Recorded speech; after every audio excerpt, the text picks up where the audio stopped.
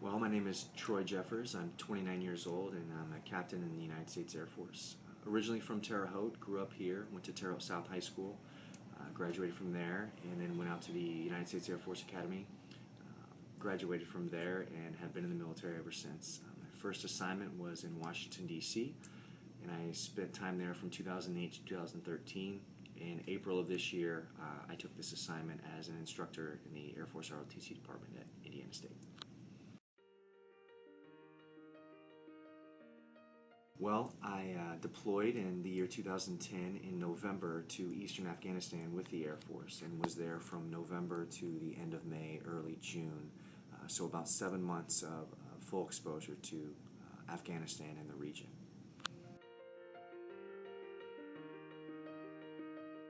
As a cadet at the Air Force Academy, we actually had an Afghanistan exchange student who was in my squadron, so that was my first real introduction to the culture, being around him and talking with him and getting to know kind of just a little bit about his family traditions and their culture. But before my deployment, the Air Force put you through a lot of online training modules to learn and read about the culture. Of course, I've read personal books in my own time, 3 Cups of Tea, things like that, to orient myself about the culture before I went. That way it wasn't such a culture shock when I arrived in Afghanistan.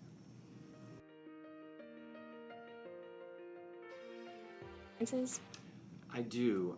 You can only learn so much about a culture from a book or from online training, so arriving in the country and actually being exposed firsthand to their traditions and their customs, you learn a lot. You learn a lot about yourself, about what your biases have been before that, and you learn about the people and what they're really all about and what they're thinking. So my experience over there has really broadened my understanding of that culture and how they live and where they come from. And that's always important on an international level too, is when you have that experience. You can relate to them on a more human level. And it's not just what you hear in the news or what you read about. You really get to kind of know these people for who they are. Sure. Well, I deployed to Afghanistan, most notably the eastern part of Kabul, which is the capital city of Afghanistan. It's on the eastern side of the country, towards Pakistan. And my first interaction with my job, I was able to travel outside of the wire a lot. I ran a lot of convoy missions, taking personnel from base to base all around the Kabul region, and so I was in charge of a personal security detail. So we did a lot of traveling and we had a lot of interaction with the local populace. So what was interesting to see is that while we were driving through the cities and on the streets, you could tell that the culture is very male dominant. A lot of the business transactions, a lot of the communication took place between men. The women and the children even how they walked together as a family, they would walk, a step or two behind the men, and the men would be conversing and carrying on, and they were just kind of following in that aspect.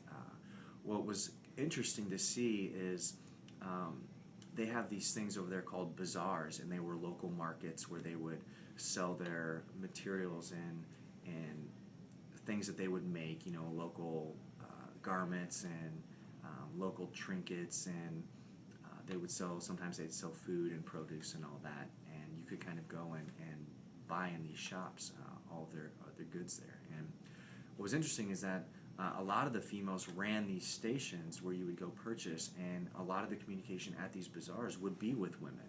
You wouldn't speak with the men. The men were off doing other things, or working or whatever they did, but the women were the ones that you primarily interacted with at these places. So it didn't seem as though it was such a male-dominated culture in that environment, in the bazaar environment.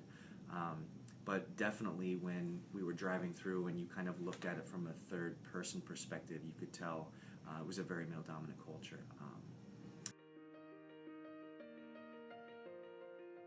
Well, I'm not sure if this is more common knowledge, but there's kind of a left-hand rule over in Afghanistan. It's actually very unclean to use your left hand, and it's kind of offensive in a way if you were to wave at somebody with your left hand, or to touch somebody with your left hand, like on the shoulder, or greet them or shake their hand with the left hand.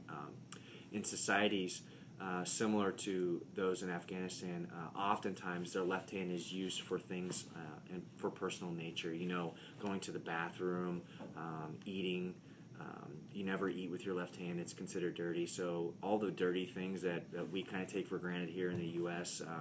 You know, we have toilet paper. It's a luxury item over there. Oftentimes they don't. So when you don't have things like that, they go to, you know, to more basic means to kind of take care of that stuff. So the left hand is kind of used for all of the cleaning and the dirty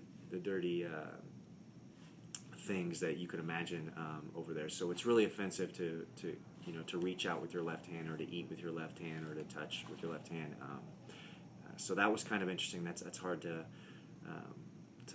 process when you're over there. So oftentimes, you know, they'll place their left hand behind their back when they greet, to make sure that only their right hand is exposed. So that's something to be aware of when you're over there, because you may be left-handed, but yet, and there you are offending people when you're eating with them or interacting with them in their culture, and not even, you may not even know it. So that was kind of an interesting fact I learned over there too, was always be careful about what your left hand is doing. You don't really want to offend people. In their culture, if they're offended, they really take that to heart, and they hold that very close to them for a long period of time. So of course, we're trying to establish good relations with them, and that's not something that we would want to do even on accident. So that was interesting. Another thing is when you're invited to something by the local villagers there, or the local men, if you're invited for tea or for dinner, it is very impolite to turn it down, even if you have something that you're doing. We were always told to try to make concessions and always attend those things, because they take it almost as a personal offense to them if you turn it down.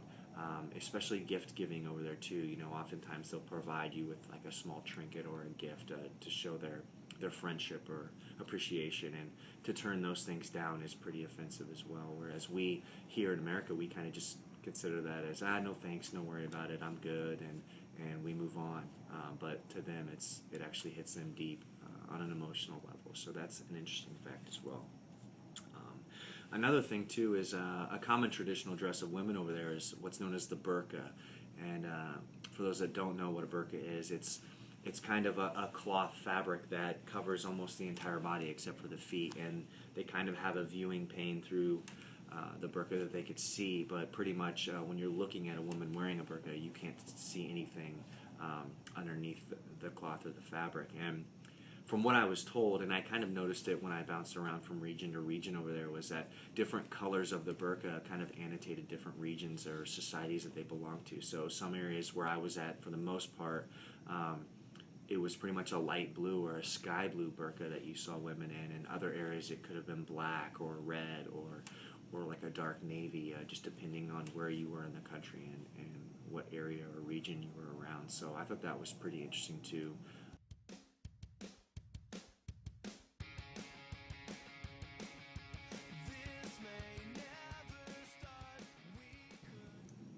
Hi, I'm Captain Matt Blystone. I'm an instructor here at Indiana State University in the ROTC department. I graduated from Baylor with a degree in electrical engineering in 2003, and then later joined the Air Force in 2006. And since then I've been in for 7 years, primarily as an engineer, but also as an ROTC instructor.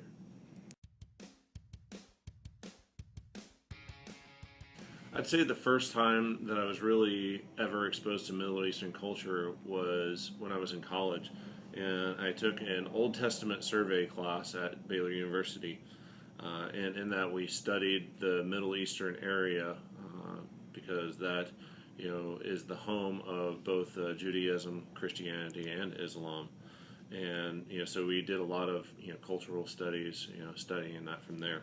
I then later got to experience Middle Eastern culture firsthand when I was deployed to Iraq in support of Operation Iraqi Freedom. and that was from December 2009 until June of 2010. I was about 30 years old at that time, and first lieutenant in the Air Force. Prior to my deployment, I didn't have a whole lot of knowledge about what was going on other than what I had seen maybe in the news media and the print media. Before deploying, I was given a cultural handbook, I guess, that taught you some of the basic customs and courtesies in that region, a little bit about the language, some of the do's and do nots of that region, just to make sure I don't make a fool of myself when I go over there and that I represent the United States well.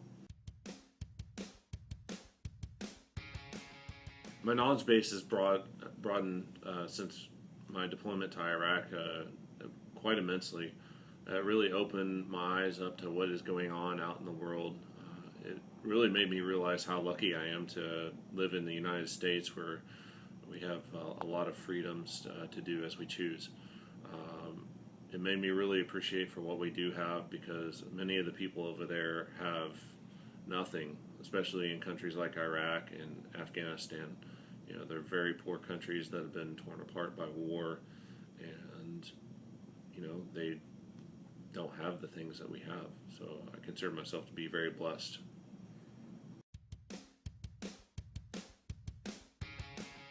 While I was in Iraq, I spent majority of my time in Iraq, a couple days here and there in Kuwait.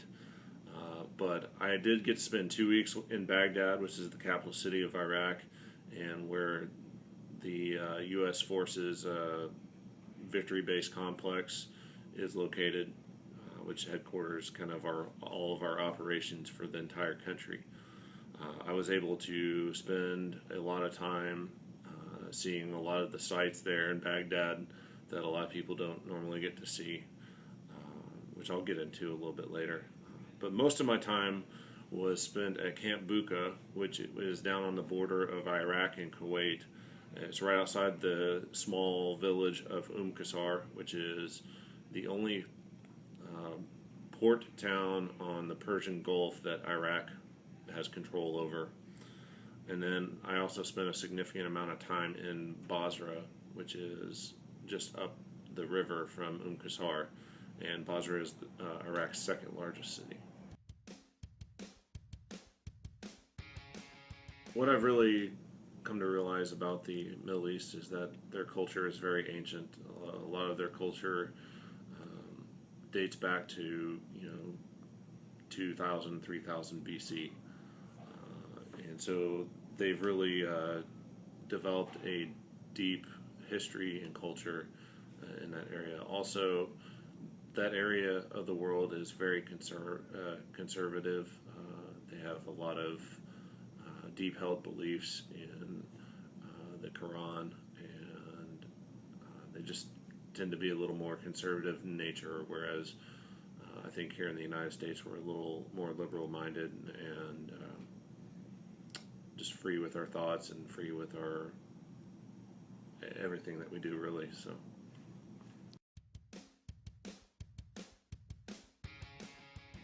Well, one of the big things that I really realize is, like I mentioned earlier, is that the Middle East is a very conservative area.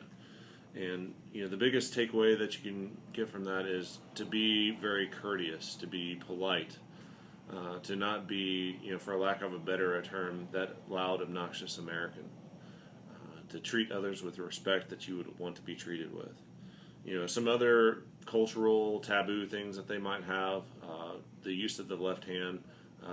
The left hand is typically used for hygiene purposes, and it's therefore considered unclean, so you wouldn't want to touch somebody with your left hand. Always use your right hand for stuff like that. And then also, your interaction with members of the opposite sex. So males should not have physical contact or eye contact with females, and vice versa.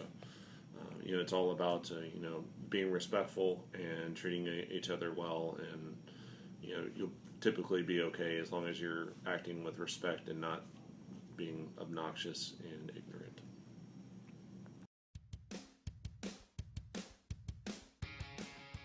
Well, one of the things one of the most memorable times that I had was when I was in Iraq, in Baghdad. I was able to do a tour of the Baghdad International Airport, which is also the Ba'athist Party recreation grounds. And so they had numerous palaces that belonged to Saddam Hussein and his family. And one of them just happened to be named the Victory Over America Palace. So apparently Saddam Hussein commissioned the Victory Over America Palace to be built to celebrate Iraq's, victory over America during the first Gulf War. So I thought that was entertaining because he tried to spin it as if he won when really he got his butt kicked. Another interesting thing was, believe it or not, I experienced one of the heaviest rainstorms that I have ever experienced in the middle of the desert in Iraq. It was a clear blue day. Went up, got breakfast, and then when I was walking back, I saw some clouds starting to roll in. I go back into my office, and I started to hear the pitter patter of rain on my on top of my roof there. And I walk outside, stick my head out, and I see this giant black cloud. And so I was like, "Oh, I better take cover." And so I went back into my office, and then just the rain started pouring and pouring and pouring. Probably, the most rainfall that I have ever seen. And it came out to be, we got about, I think, 4 to 5 inches of rain in about a 30 to 40 minute time period. And so it would just dumped water on the base. The entire base was flooded. All of our drainage ditches and everything, they were filled up with water. We had drainage ponds that were about 20, 30 feet deep that were full all the way up and, overflowing. So it was a complete, utter madness, and we were soaked for like 2 or 3 days after that.